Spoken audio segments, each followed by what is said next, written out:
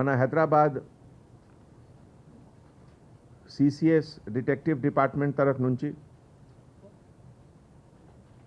Crime number 100/2021 under section 406, 420, 418, 421, 422, 409, 120B read with 34 IPC కింద Karvy stock broking limited KSBL ఇది ఒక prominent stock broker and erstwhile former member of Bombay Stock Exchange and National Stock Exchange of India Limited.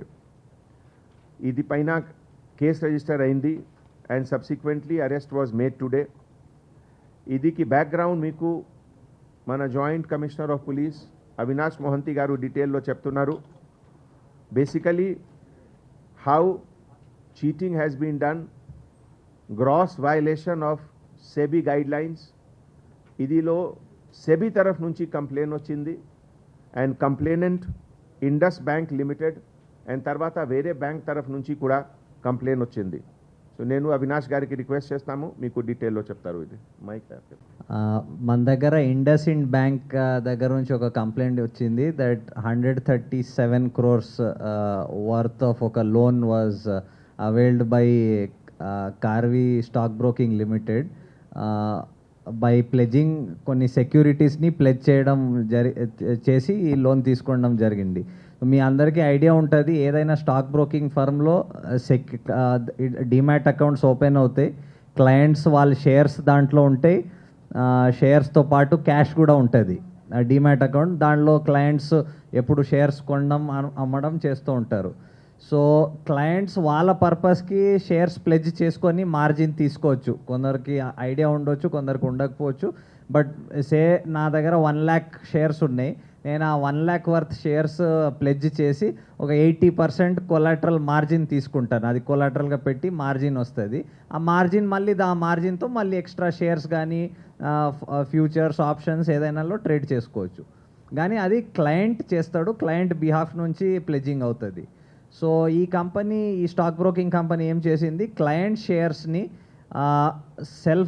సొంత అకౌంట్కి transfer చేసుకొని సొంత shares చెప్పుకొని Indus ఇండ్ bank దగ్గర ప్లెజ్ చేసి వర్కింగ్ క్యాపిటల్గా లోన్ తీసుకున్నది. ఆ లోన్ వర్కింగ్ క్యాపిటల్గా ఫర్ ఇట్స్ ఓన్ పర్పస్ ఉండాలి, కానీ ఆ లోన్ తీసుకొని మళ్ళీ వాళ్ళ రిలేటెడ్ ఆర్ సబ్సిడరీ కంపెనీస్కి ఆ డబ్బులు ట్రాన్స్ఫర్ చేయడం జరిగింది. సో వీళ్ళ దగ్గర సంవత్సరాల నుంచి లోన్ తీసుకుంటున్నారు, లోన్ రీపే చేస్తున్నారు, మళ్ళీ ఫ్రెష్గా తీసుకుంటున్నారు. బ్యాంక్ ఏమనుకుంటుంది that this pledged securities are that of the stock broker, కానీ అసల్లో అది క్లయింట్ వాళ్ళ షేర్స్. సో 2019లో దీని మీద national stock exchange and SEBI ద్వారా ఒక ఎంక్వైరీ చేయడం జరిగింది based on the complaints of certain clients. అది ఎంక్వైరీ చేసినాక 2020లో సెబీ దీని KSBLని బ్యాన్ చేసేసింది ఫ్రమ్ స్టాక్ బ్రోకింగ్. సో ఈ and what SEBI did was ఉన్న ప్లెజ్ అయిన షేర్స్ని డీప్లెజ్ చేసి ఈ డీమ్యాట్ అకౌంట్స్ కూడా తర్వాత కొన్ని వేరే స్టాక్ బ్రోకింగ్ కంపెనీస్కి ట్రాన్స్ఫర్ చేసుకోవడం జరిగింది. సో దీంతో ఏమైంది, ఇప్పుడు బ్యాంక్ ఇచ్చిన ఏ బ్యాంక్ లోన్ ఇచ్చింది ఆ లోన్ అగేన్స్ట్ ఉన్న కొలాటరల్ జీరో అయిపోయింది, ఎందుకంటే ఆ షేర్స్ అన్నీ డీప్లెజ్ అయిపోయినాయి. So there was no collateral. తర్వాత లోన్ కూడా డిఫాల్ట్ అయిపోయినారు. లోన్ డిఫాల్ట్ అయినాక bank was left with no way of recovering its loan. So based on that మా దగ్గర 3 FIRలు అయినాయి ఇప్పుడు వరకు. So the first HDFC bank ద్వారా 2 FIRలు ఉన్నాయి. ఒకటి on Karvy stock broking limited, ఇంకోటి on Karvy commodities trading limited. So అది 350 crores and 340 crores రఫ్లీ అండ్ 7 crores రఫ్లీ అమౌంట్స్ అది.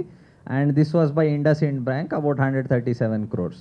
సో దీంట్లో సెబీ డీటెయిల్డ్గా రిపోర్ట్ ఇచ్చింది. Forensic audit also was done on this case.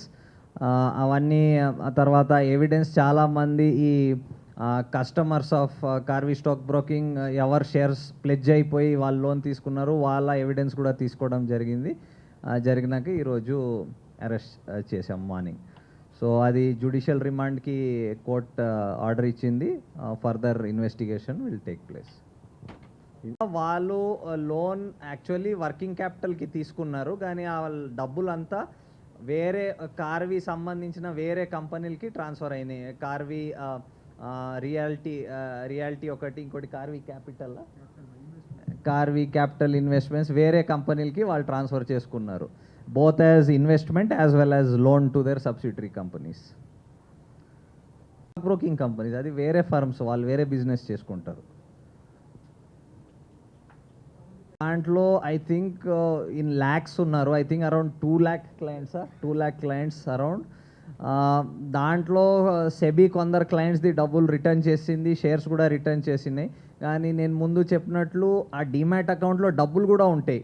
So ఆ డబ్బులు కూడా వేరే పర్పసెస్కి వాడడం జరిగింది ఆల్రెడీ.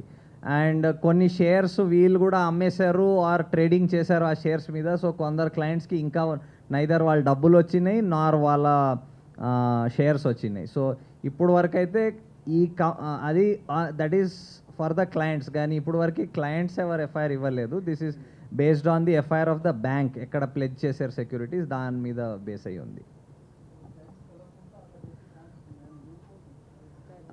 అదే ఎగ్జాక్ట్లీ అదే చేశారు. అంటే క్లయింట్స్ ప్లెడ్జ్, ఇప్పుడు మీరు ప్లెడ్జ్ చేయాలంటే షేర్స్ ప్లెడ్జ్ చేయవచ్చు, ఎవరైనా క్లయింట్ ప్లెడ్జ్ చేయవచ్చు. కానీ దానికి ఒక ఆథరైజేషన్ అడుగుతారు. ఆ ఆథరైజేషన్ ఇచ్చినాక అది ప్లెడ్జ్ అవుతుంది. ఆ మార్జిన్ కూడా క్లయింట్కి వస్తుంది, స్టాక్ బ్రోకింగ్కి కాదు, వచ్చేది క్లయింట్కి వస్తుంది. వీళ్ళేం చేశారు, ఆ షేర్స్ని వాళ్ళ అకౌంట్లో ట్రాన్స్ఫర్ చేసుకొని ప్లెడ్జ్ చేశారు. ప్లెడ్జ్ చేసి ఆ డబ్బులు వచ్చిన మార్జిన్ దాని అగేన్స్ట్ లోన్ తీసుకొని అది సొంత కోసం వాడుకున్నారు, క్లయింట్స్ కోసం వాడలేదు. సో బేసికలీ అదే లూపోల్. ఓన్లీ బ్యాలెన్స్ చూపిస్తారు కానీ యాక్చువల్ క్యాష్ మీరు చూడరు కదా మీ అకౌంట్లో. షేర్స్ కానీ అన్నీ డీమెటీరియలైజ్డ్ ఫామ్లో ఉంటుంది. ఫిజికల్ షేర్స్ ఈరోజు ఫిజికల్ షేర్స్ అసలు ఉండవు, ఎవ్రీథింగ్ డీమ్యాట్ ఫామ్లో ఉంటుంది. సో మీకు చూపిస్తారు మీ 12 షేర్స్ ఉన్నాయని, కానీ అది ఎక్కడో పోయినాయి, ట్రాన్స్ఫర్ అయిపోయినాయి.